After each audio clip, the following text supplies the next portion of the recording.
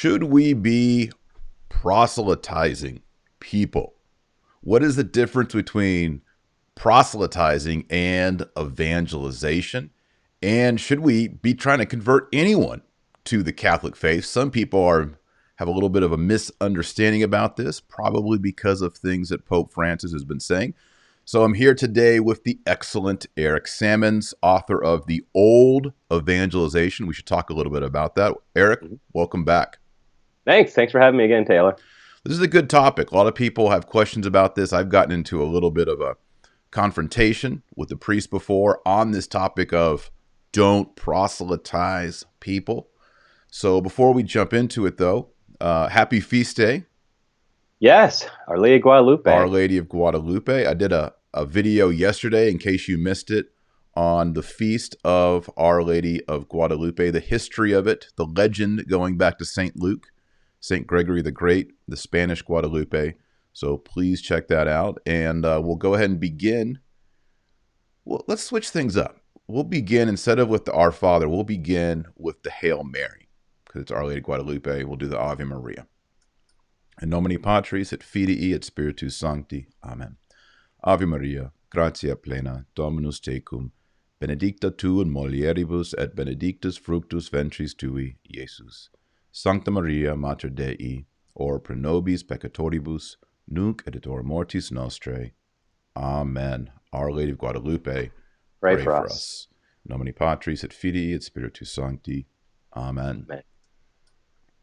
All right, Eric. Well, we were talking offline about this whole problem of proselytism. I think the whole show I'll do that, Eric. I'll just say, yeah, proselytism. So anyway, I just want to commend you publicly right now that you're still a bearded warrior. Past Thank you. No shave November, looking good, looking solid. Thank you. You too. Yep. You too. Got mine trimmed up the other day. It was getting wide. Yeah, that's what happened to me too. I just trimmed mine recently too because it was getting a little puffy and I didn't really like that look. Yeah, I guess after a month it gets wide. I go to these hipster barber people. Okay. Because they're good at the beards, you know? Right, yeah. Oh yeah, they know what they're doing there. Yeah, you just don't want somebody's mom cutting your beard. Right. Yeah. Exactly. So proselytism. Basically, there's a bunch of books. Basically, the idea is evangelization and dialogue are good things, and proselytism is a really evil thing. Is this historic? Right. Have Catholics always thought this way? What's going on? No, it's not. And before I even talk about that for a second, this is very important, I think, because I was the director of evangelization for a diocese for 5 years. And so I talked to Catholics, pew-sitting Catholics, just regular Catholics all the time about evangelization. And there was massive confusion about this. In fact, I was in this position when I first began, when Benedict was Pope, and then when Francis became Pope, I continued on for a few years after that. And the confusion is just massive. So I do think this is like really important for Catholics to understand kind of what their role is. Now, historically, proselytism has been considered a good or even a neutral term in that it comes just from the word for when a Gentile would start practicing the Jewish faith back before the time of Christ. They were called a proselyte. And that's just a term meaning that, they had switched and now they are practicing the Jewish religion. In fact, the word means one who comes over. And so all it really is saying is somebody's coming over from one thing to another. And so for 1900 years, there was no real negative connotation to it because Christians then took the term just to mean somebody who had become Christian, somebody who was a pagan or a Jew who had become Christian. That was a proselyte. And so to help people become Christian, that was proselytism. And like I said, no negative connotations. However, what happened was in the 20th century, I should say, in the 20th century, we have the rise of the ecumenical movement. And it first starts, of course, in Protestantism. Orthodoxy embraces it somewhat. They join the World Council of Churches, and they're kind of one foot in, one foot out.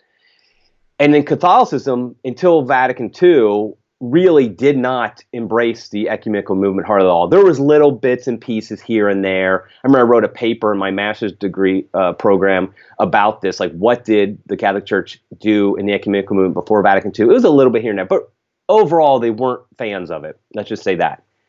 Because their idea was you need to become Catholic. Whether you're a pagan, a Jew, a Muslim, a Protestant, Orthodox, you just need to become Catholic. And so the ecumenical movement really wasn't much purpose of that. Then what happened, and so in the ecumenical movement that's when the negative connotation of the term proselytism came up. And so then when the Catholic Church embraced the ecumenical movement in Vatican II and after Vatican II, and of course just today as well, the Catholic Church also then embraced that negative connotation of the word. Now that being said, that's not necessarily bad or wrong that that's happened. I mean, words evolve, they mean different things. And so some of the things that people mean when they say proselytism are negative things. In fact, there was a document back in the 90s written, it was a joint working document of the World Council of Churches and the Catholic Church. And they defined the nature and characteristics of proselytism. And some of them, they have these different points. Like, for example, let's say making unjust or uncharitable references to another church's beliefs and practices and even ridiculing them. Okay, the first part, we should never be unjust or uncharitable. I mean, that's being Catholic. Now, of course, we know, though, if I say something like the Pachamama is a pagan idol that should be, thrown into the Tiber, there'd be a lot of Catholics who would say that is unjust or even uncharitable. But it's not. It's just a statement of fact. It's awesome. If I say, right, exactly. If I say justification by faith alone is an error that is condemned by the church. Heresy. That is not unjust, is not uncharitable. It's just a statement of fact. And like the other statement, it's awesome. So the problem, of course, is how you interpret these things. I mean, they also say, employing any kind of physical violence, moral compulsion, and psychological pressure to get converts. Okay, physical violence, I think we'd all agree. We're not Muslims. We don't use physical violence to try to bring about converts, and that should be condemned. But then they even say, the use of certain advertising techniques in mass media that might bring undue pressure on readers and viewers. What does that mean? We're not. I mean, you could say our show right here today is using a technique in mass media to bring about conversions or something like that. So, as in most things, it's all how you define these things. And so you see that Pope Benedict, for example, he was the first pope who really explicitly said proselytization bad, evangelization good. And Pope Francis has taken that and run with it. And so that's kind of the evolution of the term and how we got to where we are today in what the term means. Right. Yeah, I mean, I kind of want to go back to just the raw definition. I put it up on the screen for people. Proselytize, the definition is to attempt to convert someone to one's own religious faith.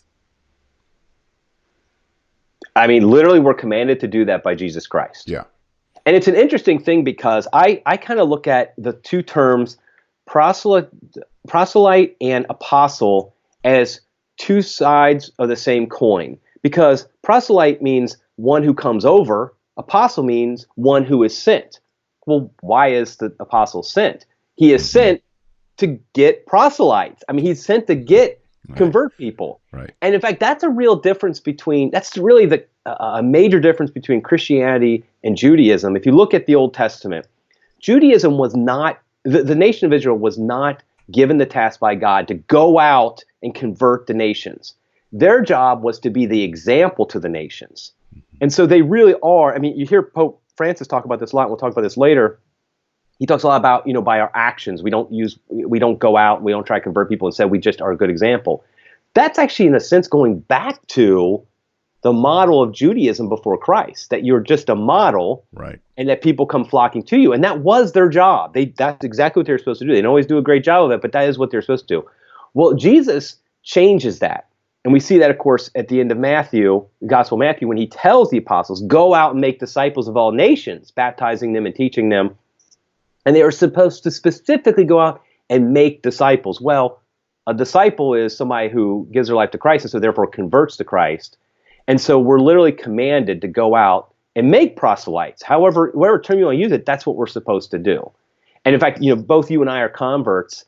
And so we're both proselytes. We both came over, and we're very thankful to the people who did what they did to make us come over. I mean, I'm so thankful to my friend who really worked hard to convert me. And I'm sure a lot of his methods would be condemned by certain church leaders today, but thank God he did them. Right. It's funny. I was just down the street from me, Eric, is a Romanian Orthodox church, and it's really beautiful inside. I stop in there sometimes, and because it's close, I've gotten to know the priest there, and we have some, I ask them questions, and we have a friendship. We're dialoguing, ecumenical dialogue. And I said, how many people do you have on a Sunday here? Because it's a small church, but when I drive by on a Sunday, it's just packed, cars everywhere. And he has a Romanian Orthodox, which I'm not going to even pretend to impersonate. But he said, oh, we have about, I think he said 150, and then we have 20 proselytes. But he said it in a way I didn't understand. I was like, excuse me, 20 what? And he says, like, what? Oh, proselytes. He meant converts. Right. So they got 150, maybe Romanian. I don't remember the number. Maybe it was 200 Romanians. And then he's got added on to that 20, 25 proselytes, which he means local converts, right? Just people, or Orthodox people who became Orthodox and were out of the congregation. And I just kind of chuckled inside, like, man, that's so ecumenically incorrect. Right. to refer to your converts as, oh, and then my proselytes. Right. I love how he distinguishes them too. I mean, they're kind of like different type of Orthodox or something. I mean, it's just kind of funny. So there's a whole thing there with their culture. But yeah, I mean, because that's the thing is the term, like I said, for over 1900 years, there was no negative connotations with it. And you saw this, like I've been involved in evangelization efforts in the church for over 25 years. And the negative connotations with the term have even grown in that time. Mm-hmm. Like when I first started doing this about 25 years ago, it wasn't that big a deal. But like I said, Pope Benedict kind of started it. But I think he had some, and we can talk about this. He had, I think, I would criticize somewhat what he said about it. But at the same time, I think Francis is the one who kind of has taken it and run with it in a direction that I know for a fact has led to a lot of confusion, because I've seen many Catholics who have said to me they don't think they should talk about their faith because of Francis, because Francis told them not to, basically. Right. And whether or not Francis is actually saying that, let's talk about that. But the point is, I know for a fact that there are Catholics out there who are not sharing their faith, with words at least, because they think that's not correct to do. Yeah. I've shared this story before. I don't think with you, Eric, but I was this is several years ago. I was at a church. It was a daily mass. It was a Novus Ordo, and the priest, it was a short daily homily, but he started off saying, we Catholics need to embrace our Catholic tradition, our identity. We have to be Catholic for our community. I mean, it was really good. I was like, man, this priest is actually fired up, And then he paused and he said, but we also need to encourage our brothers and sisters in the Muslim faith to be authentically Muslim and to be good Muslims. And they need to be Muslims for society as well. I was like, what? Whoa. I walked out and I was driving. It was like, I walked out at the offertory and I was driving home. I was like, I ain't got time for this. And I called Joy and I told her what happened. And she was like, will you go back there? She's like, unless men confront these priests on these things, nothing's ever going to change in the church. So I was like, you're right. So I went back, waited for mass to be over, stood outside the sacristy. Father comes out. I said, excuse me, Father. He said, yes. I said, I have a question about your sermon. He goes, okay. I said, if I heard you correctly, I heard you saying that we Catholics need to encourage Muslims to become better Muslims. And he goes, yeah, that's what I said. And I said, I thought our Lord, before he ascended into heaven, said, go ye therefore into all nations, baptizing them in the name of the Father, the Son, and the Holy Spirit. He's like, well, yeah, he said that. I was like, well, how do those two things work together? Because it seems to me that we want Muslims to be baptized, receive the Eucharist, worship. Those people should be worshiping with us as Catholics. And he goes, oh, he did this. You haven't been reading Pope Francis. I was like, oh, man. Yeah. Francis says, don't proselytize. That's his exact quote. Yep. And he does say that. Yes. And here's the thing. It's all tied together. The ecumenical movement the rise of religious indifferentism, which is basically what this priest was saying. And you see it, one of the saddest church documents, I think, of the past, I don't know how many years, is that Abu Dhabi document from February, where it literally says, I have it right here, it says, the pluralism and diversity of religions, color, sex, race, and language are willed by God in his wisdom, through which he created human beings. Now, of course, the color, sex, race, and language, okay. Well, actually, language is interesting. I don't want to get into that because Tower of Babel and all that. But religions, the idea that the diversity of religions is willed by God. Mm-hmm. As with everything, we can jump through about 400 million hoops to try to figure out a way to have an orthodox reading of that, permissive will and all that. But on the face of it, when you compare religions to, for example, sex, male and female is willed by God, actively willed by God. That's not a permissive will, like that's not a bad thing that he just allows to happen. No, he wants us to be male and female. And that's the problem with the whole transgender movement. So to have religion in the same line as sex, for example, or race, then all of a sudden now you have a real problem, because are you saying some are actively willed and some are permissively willed? Now, I mean, there's so many problems with that statement. It's heresy on the face of it. I mean, just flat out. Bishop Schneider has just been railing on that passage. But if it's true that the diversity of religions is willed by God, then what is the purpose of trying to convert somebody to your religion? Because really, it's just then a matter of, I like Coke, you like Pepsi. Right. What's the big? It's just a personal preference. Whatever culture you live in, whatever kind of makes you feel closer to God, or whatever the case may be.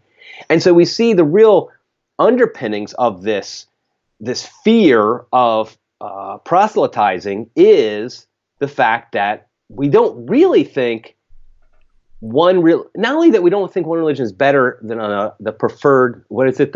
What did Bishop Barron say? The preferred privileged way. Thank you, the privileged way. But that we, as Catholics, we should believe that Catholicism is the unique way of salvation. The only. Right. Unique meaning, yeah, exactly. There is no other way. If somebody, through God's, mysterious will, comes to salvation and was not a visible member of the Catholic Church in this life, it is still through the Catholic Church, in some mysterious way left to God alone.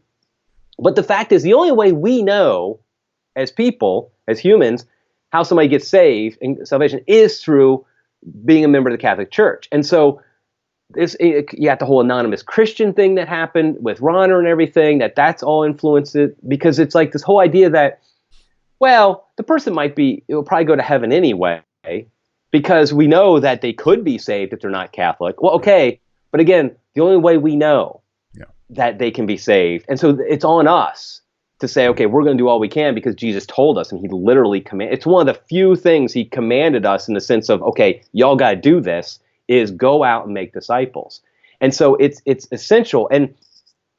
But it really, all these things have roots in what's happened over the past 100 years with the ecumenical movement, a religious, interreligious dialogue and all that. But I really think it's come to a fore, because I found this quote not that long ago from Pope Paul VI. Because we're talking Pope Paul VI. This is right after Vatican II. So we're in the height of ecumenia and everything. Paul VI, we all know about him. He had a talk where he said, it is not enough to draw close to others, to talk to them, to assure them of our trust and to seek their good. One must also take steps to convert them. I mean, that's the Pope, Paul VI, saying this, and he's absolutely 100% right. And that's the correct attitude, obviously. But yet, our Pope today is literally saying the opposite, is saying that we shouldn't really take steps to convert him. Now, I do want to make a statement that Francis has actually said a decent amount about this. And as usual, it can be a little confusing, a little contradictory. And so I'm not saying. What are you talking about, Eric? Yeah, I know, exactly. I mean, it's just, we don't, I think you titled this, does Pope Francis want to stop people converting Catholicism? The truth is, I have no idea what he wants. And I'll be honest, I don't know. I can't read his mind. We shouldn't try to read people's minds anyway. But the fact is we can say, okay, these actions have led people to thinking this and these statements. And I still think of the statement, this wasn't very long ago, where he was talking to some Jesuits. And he said, today I felt a certain bitterness after meeting with young people. Okay, so he's bitter about something. Like, what is he bitter about? That they've rejected God, that they're atheists, that they have no hope in the world, whatever. A woman approached me with a young man and a young woman. I was told they were part of a slightly fundamentalist movement. Okay, already what's going on here. She said to me in perfect Spanish, "Your Holiness, I'm from South Africa. This boy was a Hindu and converted to Catholicism. This girl was Anglican and converted to Catholicism." I mean, what should the natural Catholic reaction to be that to that? Well, I mean, our Lord says that the angels rejoice in heaven. Right. I would be like, praise God, that is so awesome. But she told me in a triumphant way. How do you know that? And as though she was showing off a hunting trophy. I felt uncomfortable and said to her, "Madam, evangelization, yes. Proselytism, no." Okay. I mean, there's so many problems with that. And, I'm trying not to read his mind like he was trying to read her mind. But the fact is, just on the face of it, that sends a huge message to people. It sure does. It sends the message that we should not seek converts. I don't know how you can interpret that story in any other way than we should not seek converts. Yeah, I don't see how you do that. Now, it's very possible. In fact, I think it's probably true that, that if somebody converts on their own for kind of some whatever reason to Catholicism, I don't think the Pope is saying that's like the worst thing in the world. If it's good for them type of thing, okay. Right. But he's clearly, his problem here is with the woman more than anything. That she is proud that these people became Catholic, perhaps through her influence. And I mean, God bless this woman. And it's clear saying if you're trying to make converts, there's something wrong with you. And yet Pope Paul said we should take steps to convert people. Mm-hmm. And so this message we're getting from Pope Francis is very troublesome. And like I said, like what the priest said to you, I saw that time and again. I would give a talk on evangelization at a parish, and inevitably somebody would come up to me and say, "Well, Pope Francis says we're not supposed to try to convert people." And then they would bust out, of course, the St. Francis, fake quote. Oh, the fake. Go ahead and tell everybody the fake quote. Well, here's the thing is, Pope Francis, in that exact same answer I just talked to you about the certain bitterness, literally 2 paragraphs later, he says, St. Francis of Assisi told his friars, go out in the world, evangelize, and if necessary, use words too. And of course, it's fake news. St. Francis never said that. And in fact, not only did we know that because there's no example, there's no documentation of that quote until about 100 years ago. It's like, go out and preach the gospel always, and if necessary, use words. The problem is, of course, it goes against the entire life of Francis. I have a huge devotion to St. Francis, and he's my favorite saint. We've consecrated our family to St. Francis. I just love him to death. And he is not the hippie 1960s love, peace, let's talk to birds saint that people think he is. I mean, he preaches to the birds. But what he did with his life was, what did he do? He went out and preached with words literally about every single day of his life. I mean, that's what he told his friars to do. They would go out and they would preach. They would preach. They would preach. In fact, there's a great story of the first martyrs of the Franciscan order, the proto-martyrs. It was I think it was 4, maybe 5 friars who went to somewhere in Spain, I think it was, where the Islam was in control at that point, and they would go into the mosque in the middle of a service and start preaching the gospel, get kicked out, go to the next mosque, do the same thing, till finally they were martyred. And St. Francis considered them the highest example of a Franciscan. Yes. Was these men who literally went in, and let's be honest, they went in to be martyred. I mean, they went to convert people, but I mean, they were hoping to be martyred. Yeah. And St. Francis saw them as the greatest example of a Franciscan you could have. And he venerated them highly. And so to think that St. Francis would say, you shouldn't, only necessary to use words, he would say, well, okay, if that's true, then it's always necessary to use words. I mean, you're always going to need to speak the truth, because if you live a great life, which obviously the baseline of evangelization is that you live a Catholic life. If you're not living the Catholic life, actually, we want you to shut up, because you're a terrible witness. But assuming that baseline of a Catholic life, and let's plug our last video when we talked about how to live as a traditional Catholic. Check that out, because if you're just kind of practical tips on how to do that. Assuming you're doing that and you're striving to do that, you are going to have to talk about the faith. And yes, you do use prudence when how you talk about it. What you would say to, for example, your brother is different than what you might say to a stranger on the street walking by. What you say to maybe your kids who have fallen away is going to be different than what you say to just somebody you meet at the grocery store or something like that. You said you're talking to the Romanian Orthodox priest. You're not every time you time talk to him, you're not saying you need to become Catholic, you need to become Catholic, because it's not effective. So obviously there is this balance. But if he asked me, absolutely, I would say, yeah, you need to be in, communion with Rome. There's, right. some peripheral doctrinal issues we talk about, like purgatory and things like this. Just, right. Immaculate Conception. Make sure we dot all these I's. Right, exactly. And there are going to be opportunities, and I really believe this in evangelization. I've seen this a lot in my own life with other people, is if you're really praying a lot about evangelization, God gives you opportunities. Mm-hmm. But he doesn't force you to say something, because if I'm honest with myself, if I look back at all the opportunities I've had to evangelize, I've probably failed to say something more often than I've said something. And that's on me. And it's, what it is? It's fear. And I really do think fear is the number one thing that keeps us from talking about our faith. We're afraid of offending. We're afraid the person's going to reject us. Yes. We're just afraid of looking weird. I mean, I remember I have opportunities, like my kids have played youth sports, and I'll be sitting there with the other parents at practice or at games. And, every topic comes up. And sometimes it comes up and I don't say something, and I should have. But that's the thing, is we always have to say something. To think that we don't say things is just crazy. And we say things with the purpose of converting. I mean, my friend who brought me into the church, he was very open about the fact he wanted me to convert. He told me that explicitly. And I respected that greatly as a Protestant, because I knew, okay, he cares about me enough that he wants what he thinks is best for me, which is Catholicism. At the time when I was Protestant, I thought he's wrong about that, but I respected it. If he was a Catholic and he didn't care he thought, hey, you just can remain Protestant, I would think, well, he obviously doesn't believe in Catholicism very much. Yeah, it means you don't believe in your product. Right. If I own a restaurant and I'm like, yeah, you probably don't want to eat here. Makes you kind of think that your restaurant sucks. Yeah.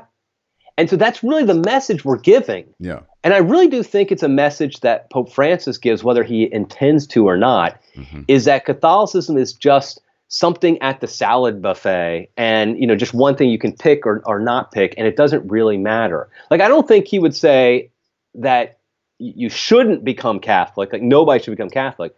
I just don't think, at least in his actions and his words, thinks that it's necessary for salvation to become Catholic. Yeah. And so it just really is, a problem. And I also think that a lot of things with Francis, it comes down to his own background. I've read a number of things by him about proselytism. A lot of times he equates it with the Protestant prosperity gospel, which is a big problem. He's 100% right about this, because they promise material riches if you convert. And he condemns that, and he should condemn that. Mm-hmm. And the problem, though, of course, is that it's not, the problem isn't trying to get somebody to convert. The problem is saying that they're going to be materially successful if they convert. And so it's this lack of distinctions and kind of making a very generic statement based upon one example, which is, for example, the prosperity gospel. And so you could even say that statement he made about the bitterness, and maybe he knew something we don't about them being prosperity gospel. I don't think so. But the point is that if you don't make distinctions in this, you send the message that we shouldn't be trying to convert people. And the fact is, that is a duty of Christians, is just try to convert people. Yep. All right, there's three things I want to hit that came to mind as you're talking. I want to talk about old evangelization, because you wrote the book on it. The word, there it is. There it is. The word proselytism, if you read the Greek New Testament or you read the Vulgate, you'll actually come across the word proselytism. It's in Acts. I got it on the screen here. You can't see it, Eric, but Acts 2:11, it says the Jews also and proselytes. Look it up in the Greek, folks. It's proselyte. Acts 6:5, he talks about Nicholas, one of the first deacons, a proselyte of Antioch. Now, here the context is, talking about Jews and then converts to Judaism is how I'm reading these passages. But still, I mean, the New Testament's using the word proselyte not as a loaded negative term. It's just a matter of fact, a convert. In fact, I bet if you looked at a modern translation, which I don't try to read, I'm quoting the Douay-Rheims, of course, but I bet if you looked at a modern translation, it would say converts. That's what I'm guessing they translated it at. If you read the Douay-Rheims, it just retains the Greek and Latin proselyte. So I think this shows that, in the Catholic tradition, at least when the Douay-Rheims was, floating around, 1600s, 1700, 1800, proselyte just meant a convert. No problem. Right. Now, the other thing, before we do the old or maybe after we do the old evangelization, I want to hit, because I know people are going to be you got to talk about it, no salvation outside the church. Right. Which I firmly believe. People sometimes call this ens.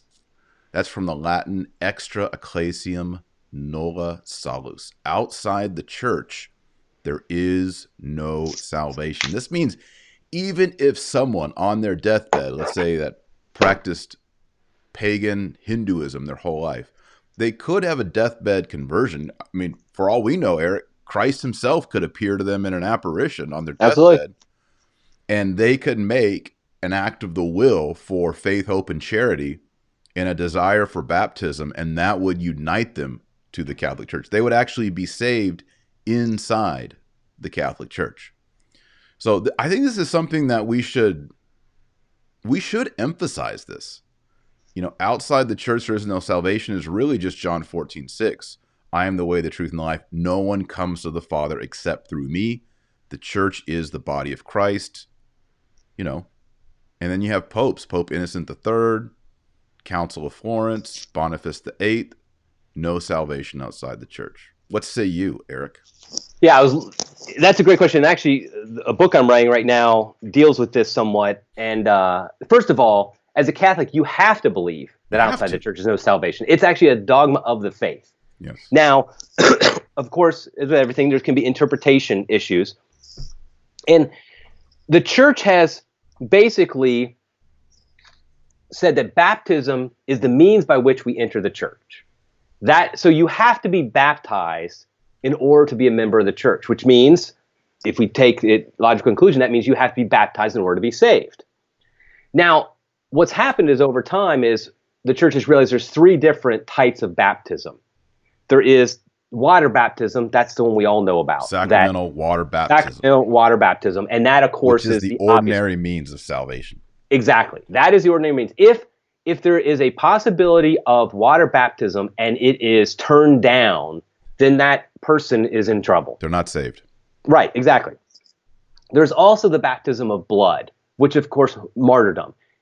Who the heck would think that, let's say there's a catechumen or somebody who, actually this has happened a number of times in the early church, where maybe the executioner gets converted after he martyrs somebody, then by the example he converts, and then he's martyred right then. He had no time for baptism, but obviously he was baptized for water baptism, but he was baptized in blood. So he goes straight to heaven because he's a true martyr of the church. He gave his entire life to Christ. So that's another legitimate form of baptism. The third one, which St. Thomas Aquinas talks about, is baptism of desire. And here's where we get into a lot of problems. The example I like to give of that should be non-controversial. Let's say somebody is a catechumen, they're in RCIA right now, and their plan is to be baptized at the Easter Vigil. They were not Christians, so they've never been baptized. They're driving to the Easter Vigil, and they're hit by a bus and they die. I think all of us would agree that God would see their desire for baptism as salvific, that i.e. they would be saved because of the fact they were literally on their way to get baptized and they were hit by a bus.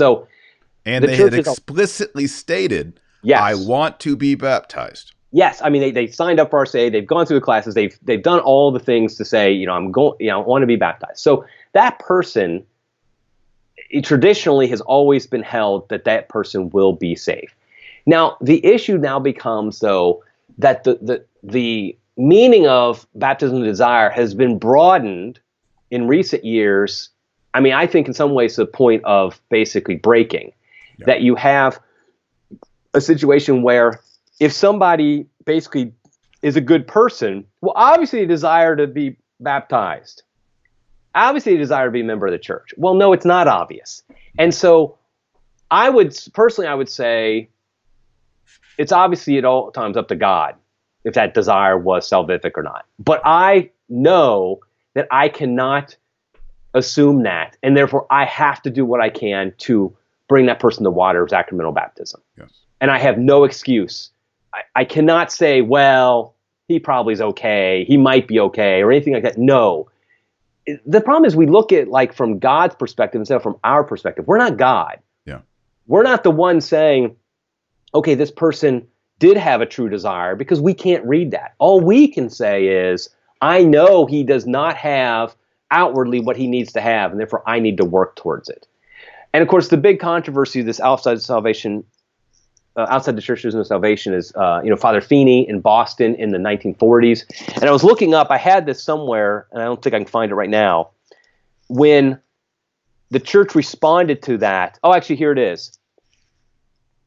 The church responded to that with a document in 1949, a letter from the Holy Office. And they said, in his infinite mercy, God willed that, since it was a matter of the means of salvation ordained for man's ultimate end, not by intrinsic necessity, but only by divine institution, its salutary effects could also be attained in certain circumstances when these means are only objects of desire or of hope. This point was clearly established at the Council of Trent with regard to both the sacrament of baptism and penance. Yes. And so it says the same must be said of the church as a general means of salvation. That is why for a person to obtain a salvation is not always required that he be de facto incorporated in the church as a member, but that must at least be united to church through desire hope. So the church is making it very clear, do not say that you have to be water sacramentally baptized, that God cannot save somebody who's not water sacramentally baptized. Yeah. The problem is that, and they also say, however, it's not always necessary that this hope be explicit as in the case of catechumens. Now, here's the other point that I haven't brought up yet, and Pope Pius IX was the first to bring this up. That is invincible ignorance. God accepts as an implicit desire, when one is in a state of invincible ignorance, God accepts an implicit desire, thus called because it is implicit in the soul's good disposition, whereby it desires to conform its will to the will of God. So it is possible somebody with invincible ignorance can be saved. The church has made it clear that it's possible. But again, what's the perspective? Possible through Christ. Absolutely. If they are saved, it's only through the salvific work of Christ, is not through Muhammad. Church. Right, exactly. They have to come through the church. They don't realize they're doing that, but that's how it happens. If Christ had not died and rose again, they could not be saved, because that's what's necessary for all of us. And so I really think that what I want to hammer on is the idea that we have to stop looking at it from God's perspective in this sense and look at it from, God's responsibility, and instead look at it from our responsibility. Our responsibility is to work to get people baptized, to receive water baptism. And let's say you have a friend that you've been trying very hard to bring him to that, and he has not accepted that explicitly, and he dies. What I think this is saying is then we can pray for him, and i.e. he could be in purgatory. We don't have to assume he's in hell. And that's really what the hope is that there is the possibility in God's divine majesty and his will and everything, that is possible that person is saved. So we can pray for him. But if you neglect your duty to evangelize him while he's alive, that's on you, and you're going to answer for that. That's right. Because Christ has commanded you to do that. So if you have a good friend who's not Catholic and you do nothing to try to convert him, and you have to decide what the best way to do that is, but you need to say things at times, that's on you, and you're going to be judged for that. And so I think that's why we have to take it very seriously. But after they die, if they die outside of the visible church, then we can pray for them still. We can pray for their soul. We should not talk about them like they're in heaven. Obviously, these funerals where people are canonized is not good. But at the same time, we can pray for the soul in the hope that they're in purgatory. And of course, if they're not, if they did go to hell, God can use our prayers and apply them to somebody else in purgatory. That's always been a teaching of the church as well. Yeah. One of the things that St. Thomas Aquinas teaches, a lot of people don't know this is in the third part of the Summa, is that when it comes to baptism by desire, even for catechumens, if they die before baptism, they will be saved. But Thomas Aquinas makes this interesting distinction. He says their temporal punishment is not remitted. So the best you get, if you're a catechumen or you die with baptism of desire, the eternal guilt is remitted. So you're going to make it to heaven. But all of your temporal punishment stays with you. Whereas in sacramental water baptism, Thomas says, your temporal punishment and your eternal punishment is remitted. So, like you were just saying, Eric, even if, let's say, a catechumen dies on the way to the Easter Vigil, or someone who has maybe a less explicit desire for baptism, we still should pray for them. They're going to purgatory. They're not getting all the benefits of the church's sacrament of baptism. That's Thomas Aquinas. And you mentioned it too, Eric. There's explicit desire for baptism. That is where a person says, Father, I would like to receive Trinitarian baptism so that I can be saved. Okay, sign up for the catechumenate. That's an explicit desire for baptism. The debate and where it gets all squishy is implicit desire for baptism.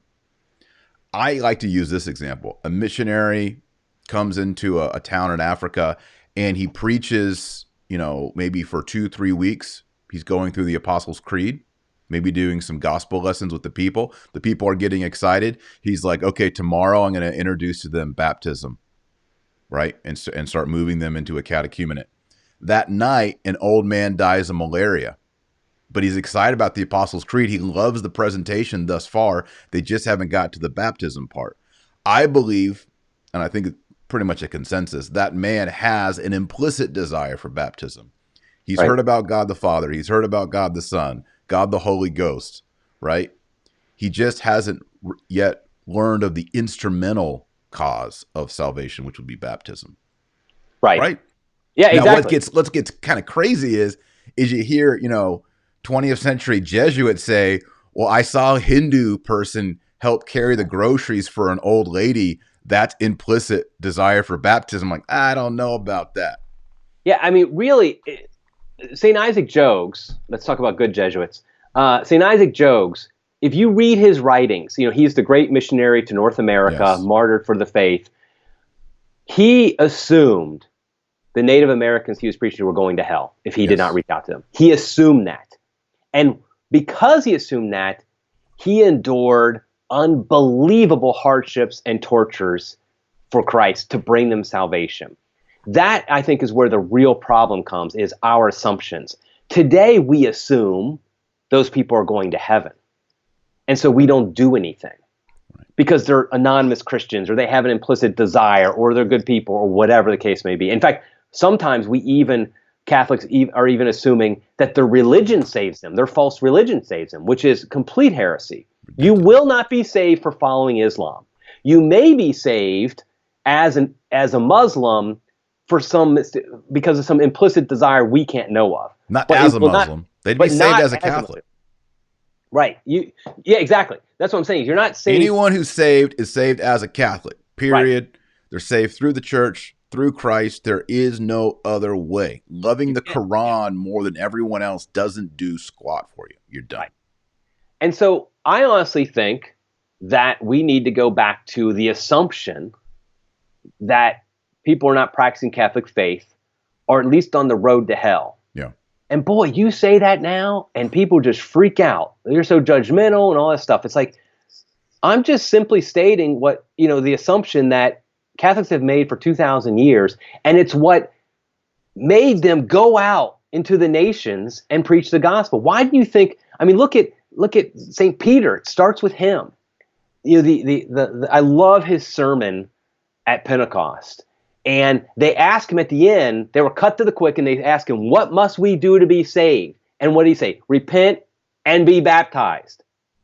I thought he said just keep being good Jews. Right, exactly. That's the He said, modern let's translation. dialogue. Exactly. That's the modern translation. Right. And so he specifically said, be baptized. And of course, in First Peter, Second Peter, where he says it's baptism that now saves us. Yeah. He's comparing. I think it was Second Peter, I think but it's anyway, 1 Peter 3. Okay, it's one of the Peters. It's by Peter, though. The point is, Peter himself said it, that it's through baptism that we are saved, and he compares it to Noah's ark, that Noah was saved through the waters by the ark, and so therefore the baptism is that type. That's a type of baptism, and it's the churches of the ark. And so because Catholics have thought that for so long, that's why they went out. If the first Christians had the same assumptions we have today, the church would have lasted to about the year 100 and then fizzled out. It just would not have lasted. But we've always had this drive to go out and convert people. And by saying these confusing things like Pope Francis is saying, like the Jesuits often say, that basically we're saying, other religions are willed by God. And that, like you say, the Hindu who helps grandma with the groceries is now all of a sudden saved, has an implicit desire for salvation. No. In fact, you know what the heresy that is also? It's a heresy that the Protestant fundamentalists can accuse us of. It's a heresy that you're saved by good works. Yeah. No, it's faith in works. Just being a good person, helping grandma with the groceries will not get you to heaven, because that's not how we get to heaven. I mean, it's through faith in Jesus Christ, which is manifested in good works. And one of those works, in a sense, is baptism and receiving the sacraments. That's how we're saved. And so people who don't do that, they are on the path, at least, to hell. Now, again, God will judge them when they die, and so we can pray for them after they die, but we have to have that urgency. I mean, St. Paul himself said, the gospel, it urges him on. He has this internal thing that just makes it that he has to go out and preach the gospel. And we've lost that completely. And let's just throw out who was one of the great missionaries of the 20th century, Archbishop Lefebvre, and and people don't know that about him. Perhaps the greatest. Yeah, I mean, he went to Africa and he preached the gospel. Why? I guarantee it's because he thought those people might be or on at least the path to hell, and he wanted to save them. Why? Because he loved them. Yes. And that's what it all comes down to. If you really love somebody, it's like the alcoholic going to the bar. Do you just say, have a good time? No, you do what you can to prevent them from going there. Yeah. And it's the same thing if you love them. If you don't care about them, you say, whatever, go have a few drinks. Yep. And that's what we have to do in our evangelization. Yep. Not only did Isaac Jogues and these great missionaries assume that the non-baptized were on the road to hell, if you look at the old baptismal rite before Vatican II, the one, that was in the 1962 books, it not only presumes the person was going to hell before baptism, it presumes the person has a devil. Yeah. There are 3 exorcisms performed on the person. The old catechumenate before RCA was really a lot of laying on of hands and exorcisms on the people, because it was presumed not only are they damned, they also have demonic infestation in their life. Imagine how ecumenically incorrect that is. Yeah, I remember my last 2 kids of my 7 were baptized in the old rite. And I remember when the first one of those 2 I was just looking at the prayers. I was like, holy cow, this is hardcore.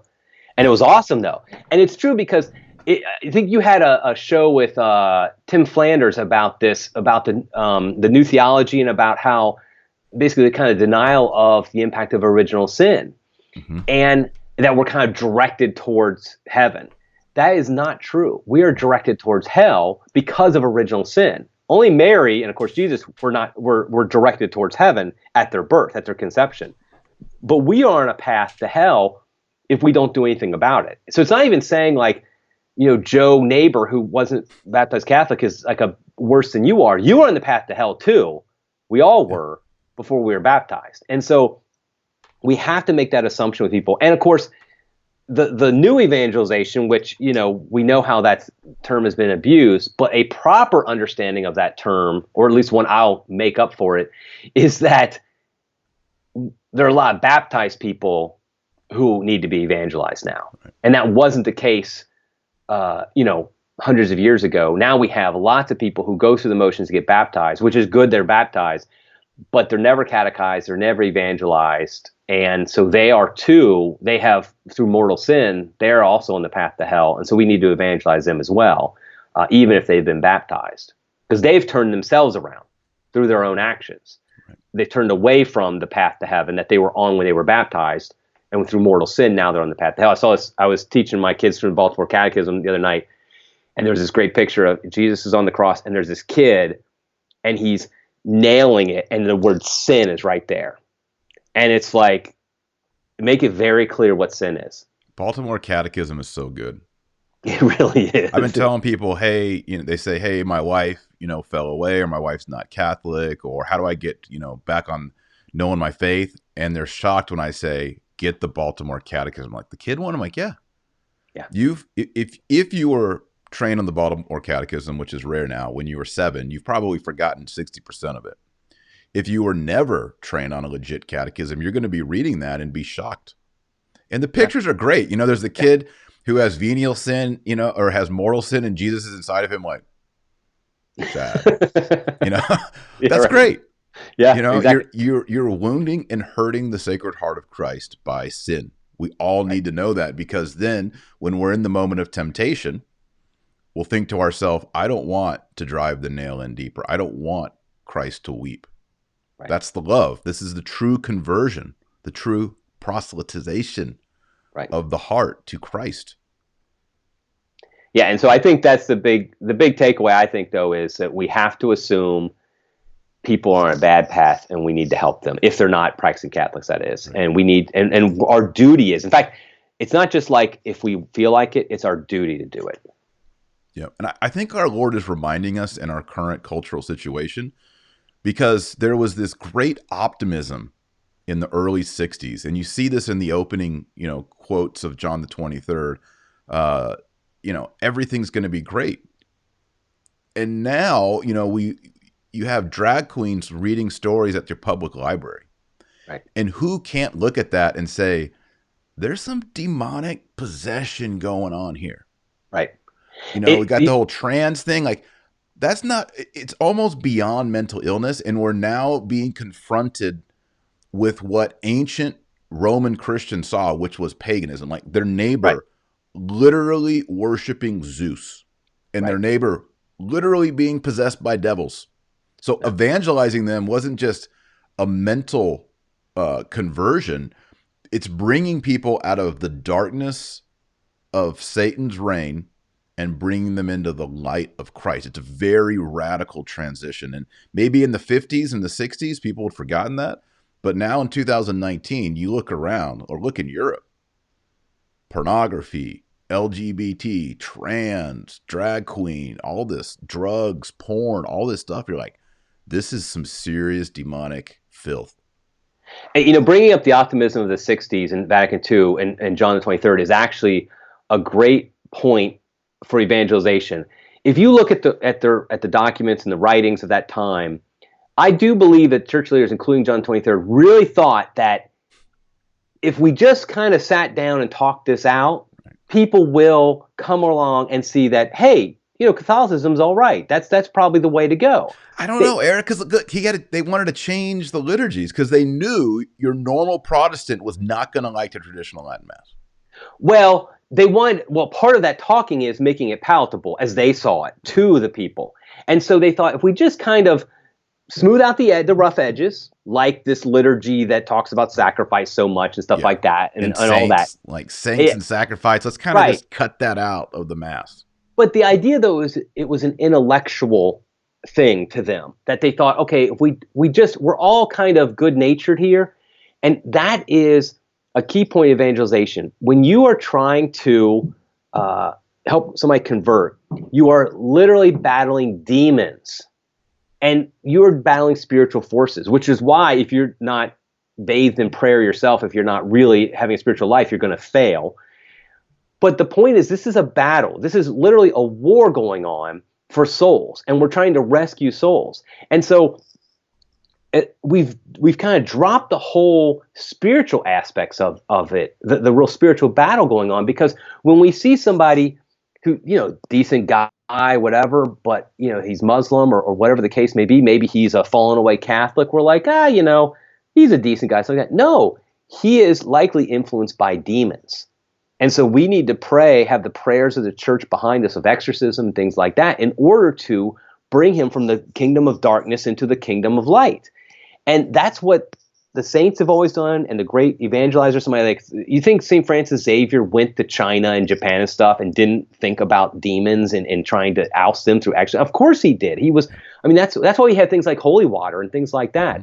Is all this spiritual battle. It's not an intellectual discussion, and that's what you see in almost all religious dialogue. I've been involved, I admit, years ago I was much more involved in ecumenical stuff. I would go to some ecumenical meetings when I lived in D.C. of church officials and religious dialogue, and it was all a matter of let's just sit down and talk it out, and we'll never say anything negative about you people.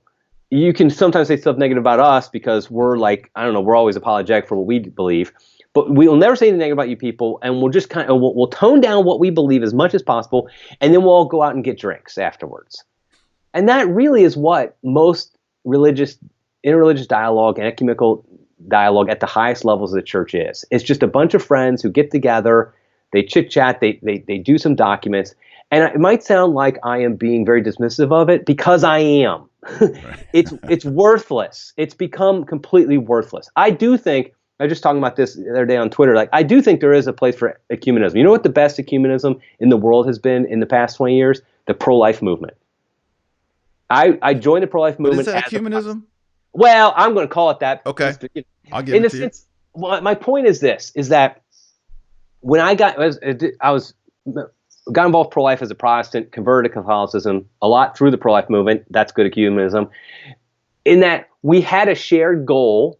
And our main purpose of coming together was not at that moment to convert each other. Our purpose in coming together was to save babies being killed by abortion. And so that, I would say, is a legitimate form of ecumenism. We're not spending, now what would happen is in the trenches, we would debate and talk about Catholicism. And that was the beautiful thing about it. Because we respected each other, because of our commitment to the unborn, we could be very honest with each other. I mean, I still remember one time, I was sitting in a jail cell after a rescue, and the cell next to me was some more rescuers, and there was like a Protestant pastor and this Catholic, and they are just going at each other, just like, they're yelling at each other about like Catholic and Protestant stuff, and we're all getting a kick out because the whole row of cells can hear it and stuff. We're kicking out. But what happens as soon as they get out, they're hugging each other like, let's keep going. They're good friends, and they can hammer it out together. That's ecumenism of the trenches. Because we're respecting the other person as a person, we're respecting some of their beliefs, i.e. the defense of the unborn. We're working together with them for that, but then we're also willing to say, hey, here's where we disagree. Here's why I think you should become Catholic. And the Protestant guy says, here's why I think you should become Protestant. And I don't have a problem with some Protestants saying that.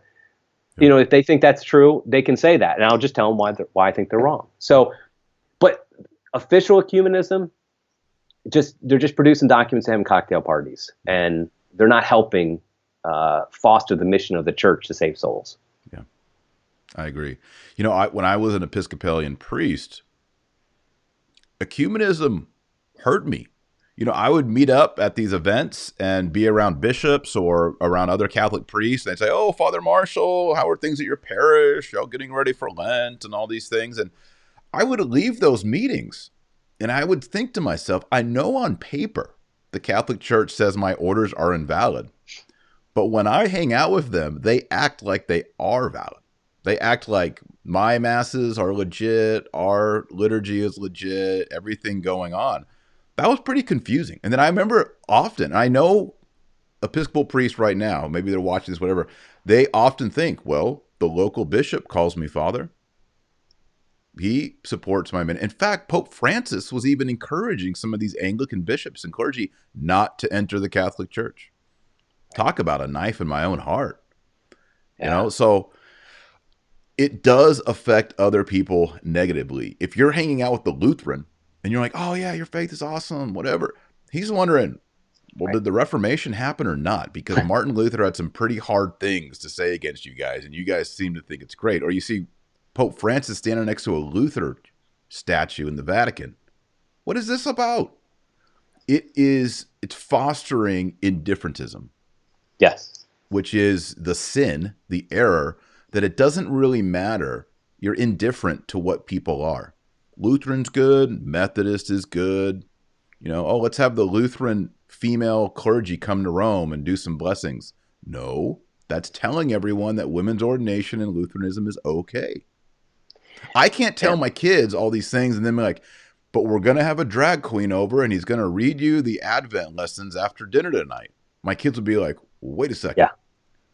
Yeah. Right. But yet Francis and people at the Vatican are doing these kind of stunts constantly. Yeah. And it confuses people. It confused me as an Episcopal clergyman.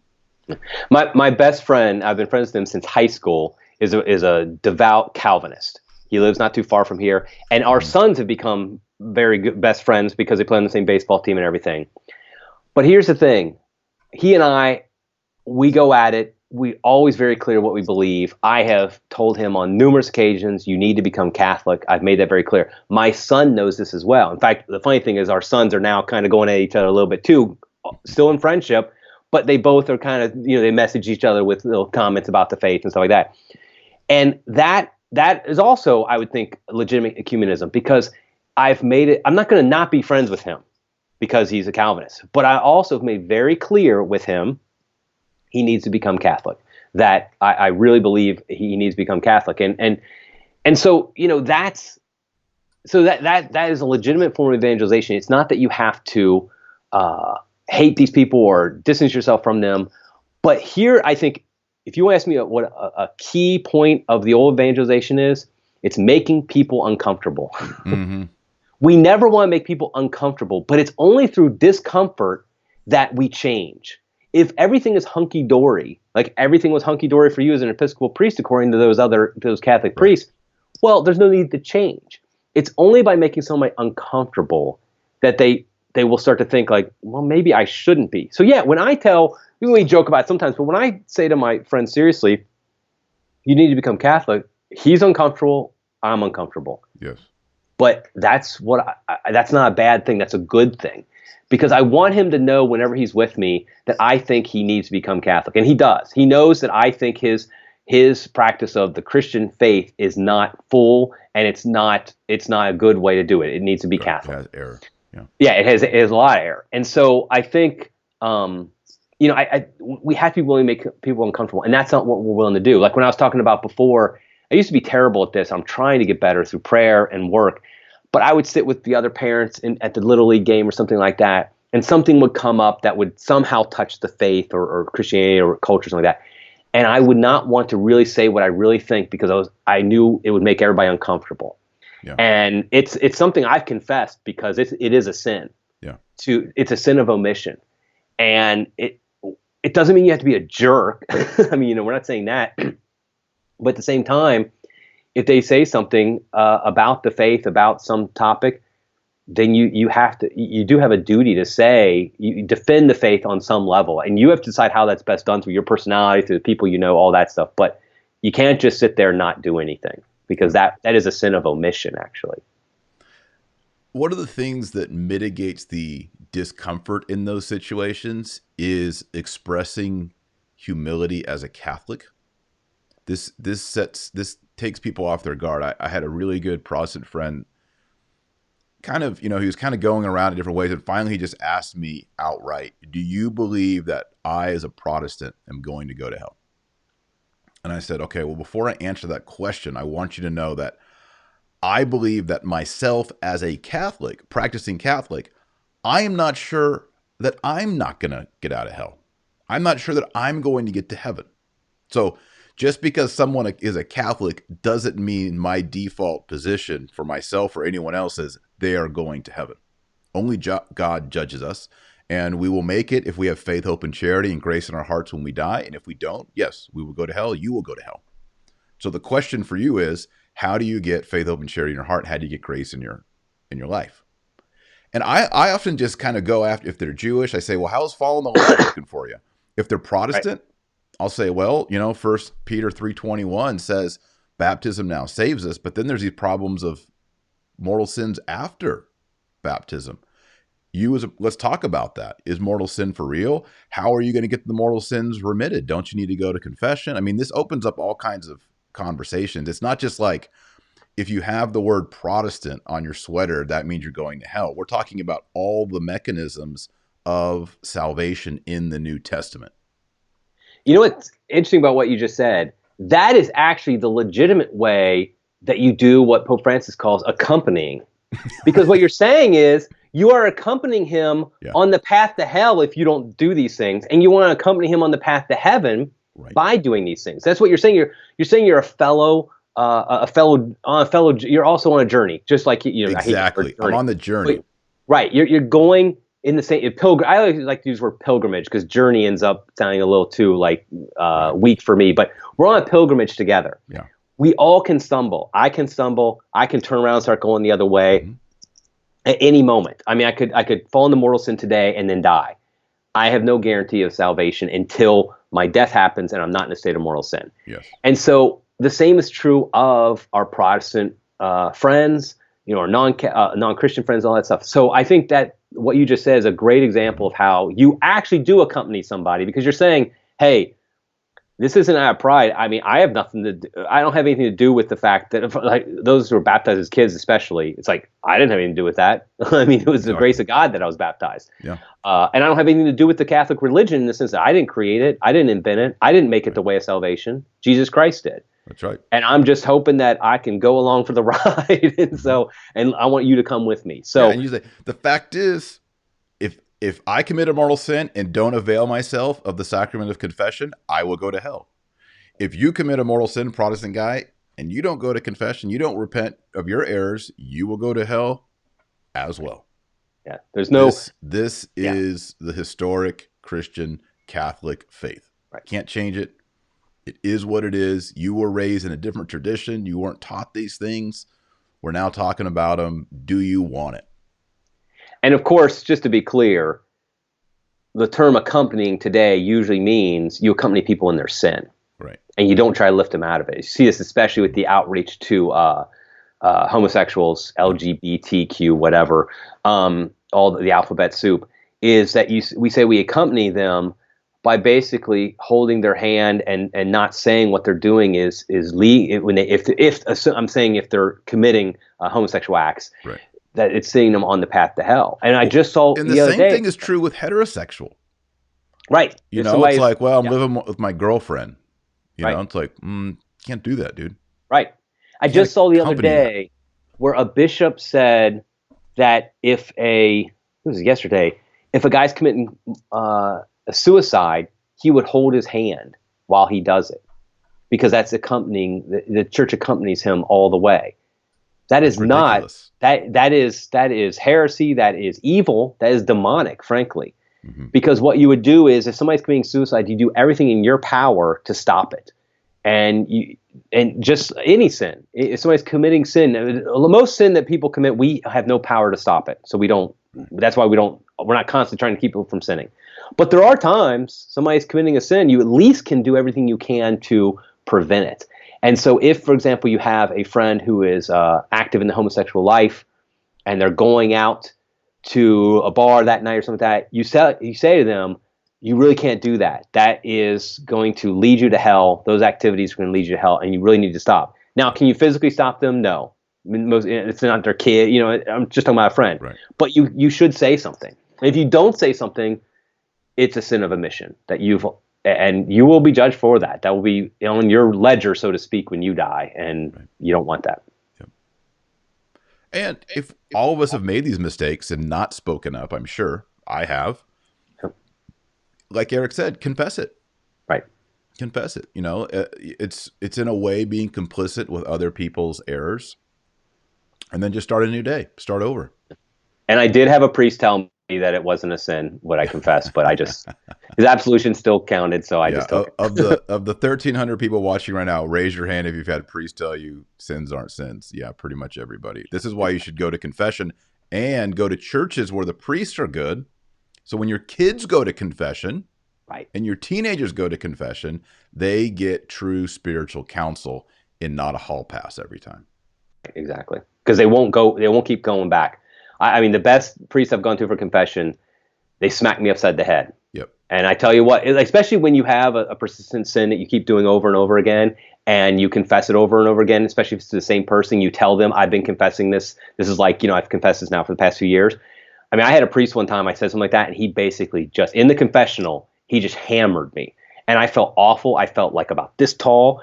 And I tell you what, though, I overcame it. I didn't overcome it, the Holy Spirit, but I mean, I overcame it after that, because it was like I was making excuses for continuing to do it. And that priest gave me no leeway for excuses. Yeah. So anyway, that's off topic. But yeah, I just feel like, though, this accompanying language is a way to say we don't care if they're committing sin, if they're doing things that harm them. And of course, that's indifferentism, because now we don't care, it's going to be saved anyway. And all these things come together. And so I also think it's odd because of the fact that, let's be honest, how many Catholics actually evangelize today? I mean, almost zero. So the fact that the Pope keeps on insisting, don't try to make converts, don't proselytize and all this stuff, it's like, wait a minute, let's set priorities. I know, who are you talking to? I mean, most people are looking for excuses not to talk about their faith. So, I mean, I really feel like what good pastors do is they hammer those things that people are not good at, that people aren't doing, and that is for us not showing faith. That's why a good traditional Catholic priest, a lot of times in his homilies at traditional parish, he will hammer things that traditional Catholics struggle with that other Catholics wouldn't, because he's a good pastor. He's honing in on the things of his flock. Well, if there's one thing the flock of the whole church needs, it's a kick in the pants to say we need to go out and evangelize. And being bitter when somebody says his person's converted isn't really helping that.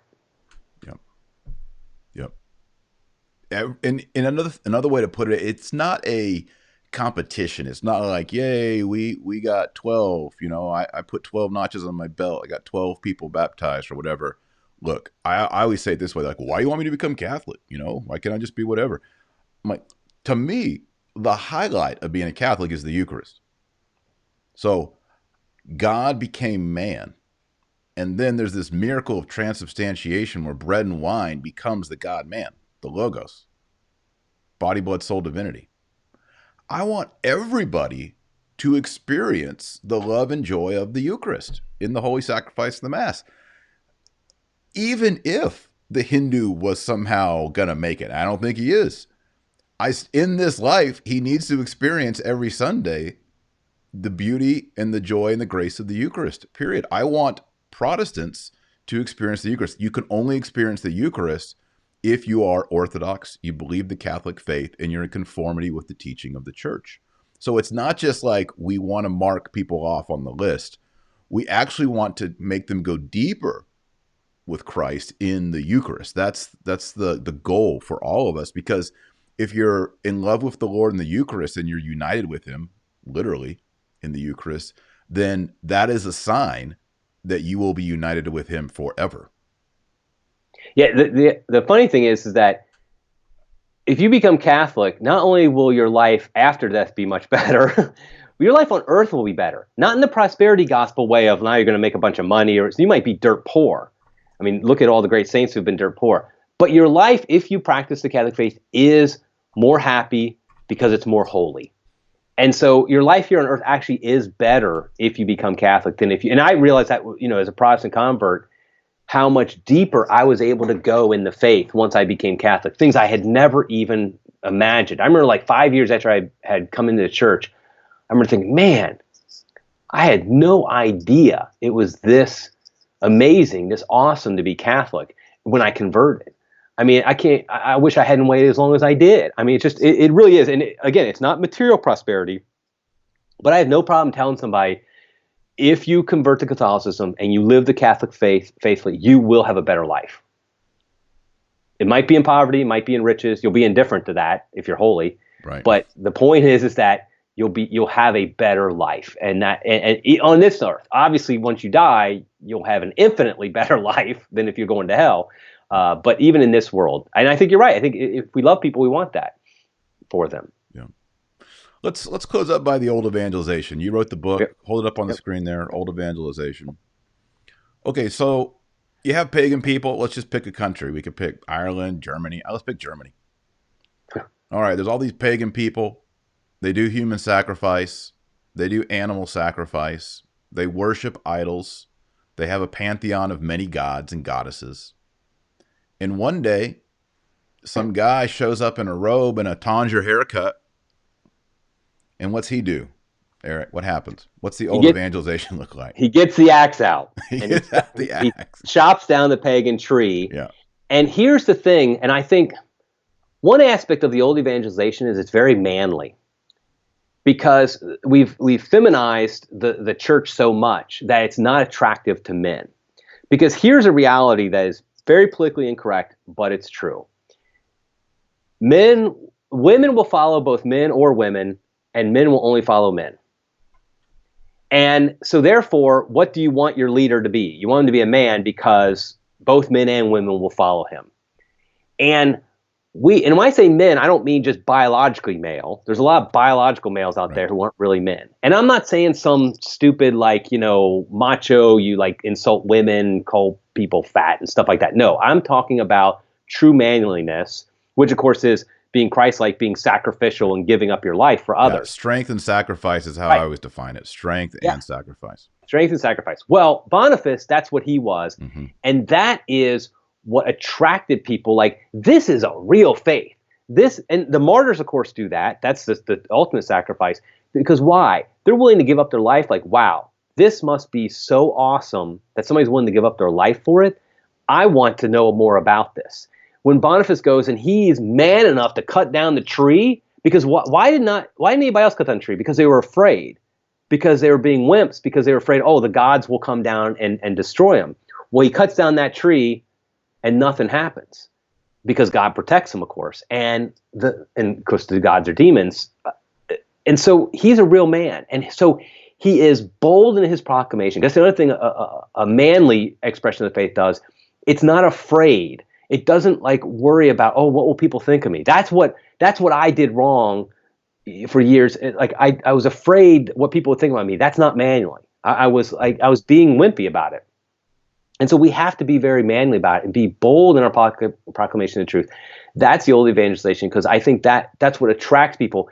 It attracts both men and women. But the other thing to remember is studies have always shown that when the father practices the faith in a family, the kids are way more, like 90% more likely to practice it than if the mother does. I mean, obviously, if the mother's practicing it, she should practice it, but it's the father has the biggest impact. Because again, men only follow men.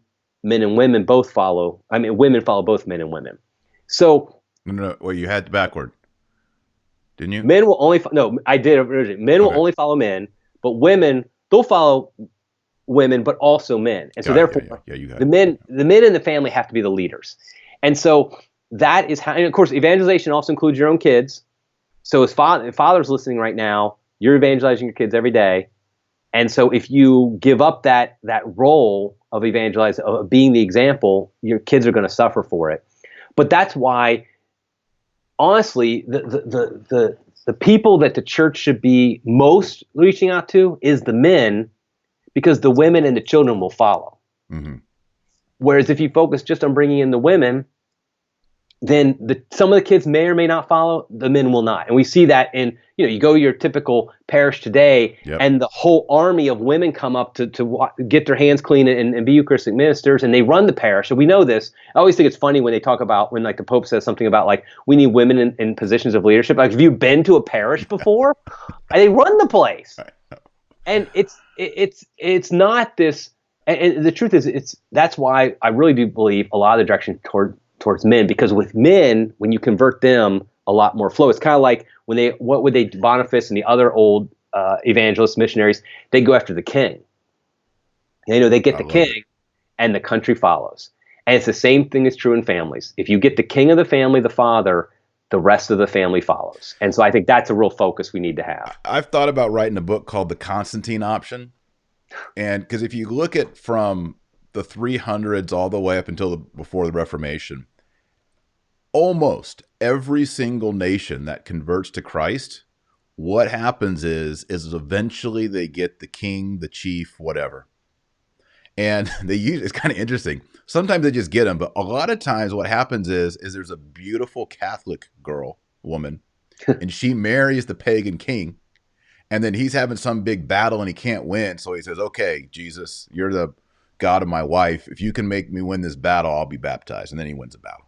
That happens several times in church history, right? But it's a downflow. You know, you see this in Armenia, you see it in Rome, you see it amongst the Germans, you see it in the Iberian Peninsula, you see it amongst the Russia. English, the Anglo-Saxons. All these groups are converting because the leadership receives Christ. And it's not, I mean, there are some cases where there's conversion by the sword, but often it's just that, hey, the gods of old have failed. Right.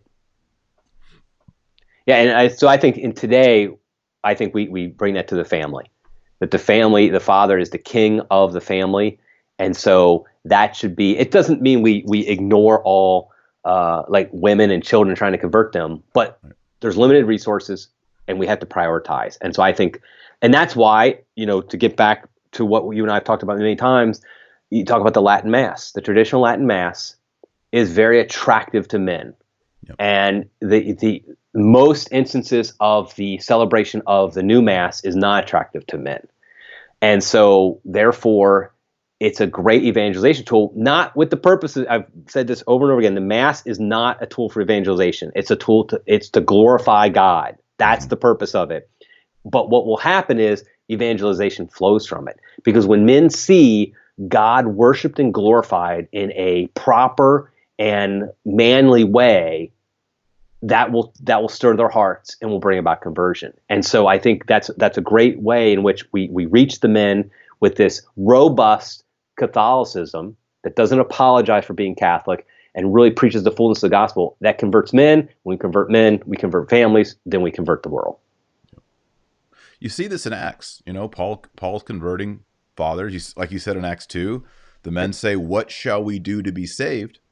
And St. Peter says, "Be baptized and receive the Holy Ghost, for this promise is to you and your children." That's what the first pope says. And Cornelius, when he goes to visit, the whole family gets baptized. Exactly. So it's the most legitimate form probably of evangelization we have, is we convert whole families by converting the father. Yep.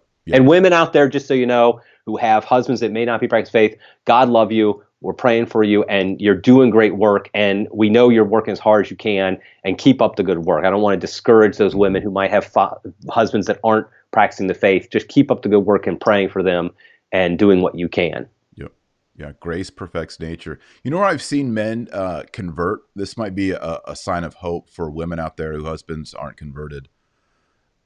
When I started the Troops of St. George, which is sort of an alternative to Boy Scouts. It's for Catholic men and boys, so you can't just drop off your sons. The dad has to be there, or an uncle or something. And there's priests. The son needs to be Catholic, but the dad doesn't need to be Catholic. So you'd have dads coming on campouts who were not, either had fallen away or had never been Catholic their whole life. The mom was usually Catholic and the son was a Catholic, the dad wasn't. They'd come on these campouts and they were always very vocal at first, like, well, you know, appreciate what you guys are doing. Just want you to know I'm not a Catholic, but, you know, glad to be here. They would always preface that. But after they would come out on a few campouts, they would hang out with the men. They'd see the men praying the rosary on their knees at the campfire. They would see the community work, the community service. They would see the priest who would come out and have dinner around the campfire and be a guy, you know, not like be a chummy, but, you know. And some of these guys, you would see them and they would start talking to the priests off to the side. And many of them over the year would become Catholic. Which is just awesome. Because they were, because if they went to church with their wife, like you said, they just saw the Mass of Susan from the parishes up on the altar. They're reading the lessons. They're administering Holy Communion. On Ash Wednesday, they're putting ashes on your forehead. How ridiculous is this? They're taking communion into the hospitals. Right, this whole thing, and they're just like, I'm not so sure about this.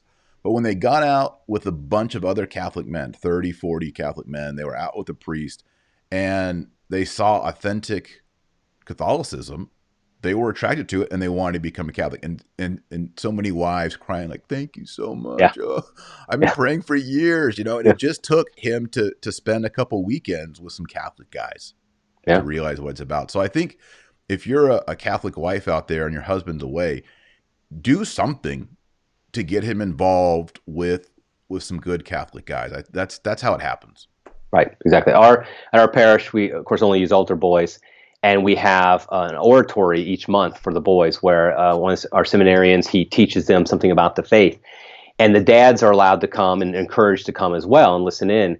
And moms are not allowed in the room. There's no women allowed at all in the room. That's a hard and fast rule. And even at the end of the lesson, a lot of times what we'll do is we have one of the dads was in the armed forces. I think Army or something like that. He will actually train. It gives like some lessons on self-defense and protecting people and so physical, how to do that. And it's just a great thing because even the dads who are there, it's just an opportunity now for us to to practice our faith and be in an atmosphere that's very masculine yet fully Catholic. And so things like that and that's why all these things where we act like there's no difference between boys and girls is very destructive to the faith. And as much something like altar boys and altar girls, people think it's crazy that we're kind of that we emphasize that we say you should only have altar boys. Like there's no difference. They can both serve the same way. They're both able to hold up the book and stuff like that. And why are you sexist like that? But it sends all these signals that there's no difference. That there's that what's happening at the altar is not this sacred thing set apart and all this stuff. And all those messages hit the boys. So then when they become men, they fall away from the faith. And we need to recover those guys. Yeah, I mean, for 1,950 years, it's working pretty good. Then we had to go change it all. Yep. Look at us now. 70% of people don't believe that the Eucharist is the body and blood of Jesus Christ. Come on, New Coke is working. Yeah, New Coke. Nope, ain't nobody want to drink New Coke. It's bad. That's right. Yeah. Let's just accept it. Let's go back to the old ways, the old evangelization, the old prayers, the old calendar, old liturgy, old baptism. I mean, 1,900 years. And then we got all optimistic in the 50s and 60s, and we tried to change everything. Yeah. It wasn't even like, let's tweak one or two things here, which obviously are always needed. Nothing wrong with tweaks here and there, but these weren't tweaks. These were just like wipe out the old and bring in all brand new stuff. I mean, it was shocking to me when someone pointed out Paul VI changed the liturgy for all 7 sacraments. Count them up. Even extreme unction. They all got changed. All 7. Why? The hubris of that is just staggering. It's ridiculous. Yeah. It's amazing. All right. Well, that's a show right there. What have we learned? Historically, proselytism wasn't a bad word. Now it is a bad word. It's kind of the culture that we shouldn't try to evangelize people or convert them, but we should. The old evangelization was good. It was presumed in the old days that if you're not in the one true faith, you're on the road to hell. And not only on the road to hell, but under the influence of demons. What else did we learn today? Well, if you love somebody, you want them to become a practicing Catholic. Right. And if you don't want to become a practicing Catholic, I question if you love them. Good call. Yeah. That raises a lot of questions in the contemporary church. It sure does. about the hierarchy and whatnot. So, all right. Well, if you want to learn more, check out Eric's book, The Old Evangelization. Hold it up for us one more time. Here it is. There it is. The Old Evangelization. Eric, did I ever tell you I got a chapter in one of my books called The Old Evangelization? No, I didn't know that. Yeah, my book, where is it? Oh, maybe it's not here. The Eternal City. I talk about the Constantinian conversion, and I call it's like a subsection called Old Evangelization in this book. Oh, awesome. It doesn't treat it at length like you do. Right. Great. That's right. So, everybody, thanks so much. We'll close in a prayer. Please like the video if you haven't.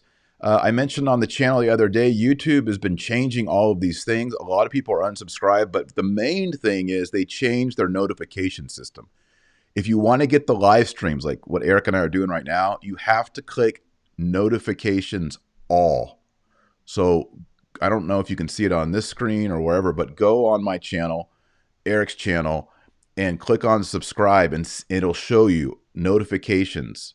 you want to click all, or you won't get these live streams. So if you are subscribed, don't assume, because a lot of people are saying I never get notified. That's because YouTube changed the system. Also, if you use a mobile device, you have to go into your YouTube app and turn on the notifications there as well. It's really complicated, Eric.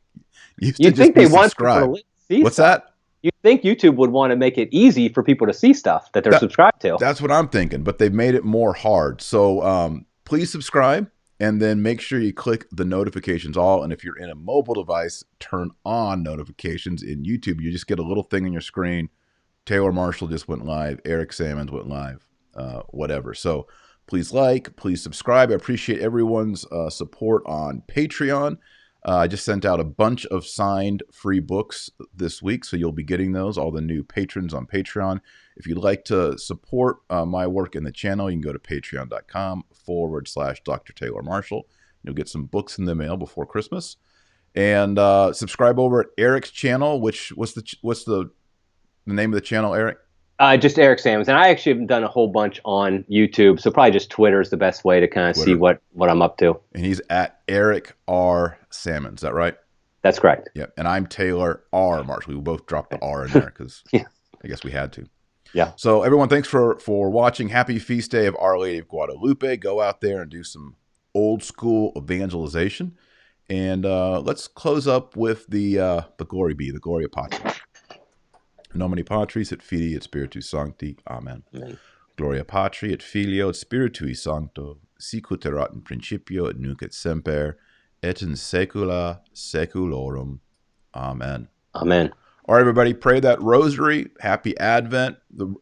Praying the rosary for people is very effective, by the way. If you have someone and you're afraid to talk to them about Catholicism, ask Our Lady to help you pray the rosary. Pray the rosary every single day. Appreciate all y'all watching. God bless. Happy Advent. See you in the next show.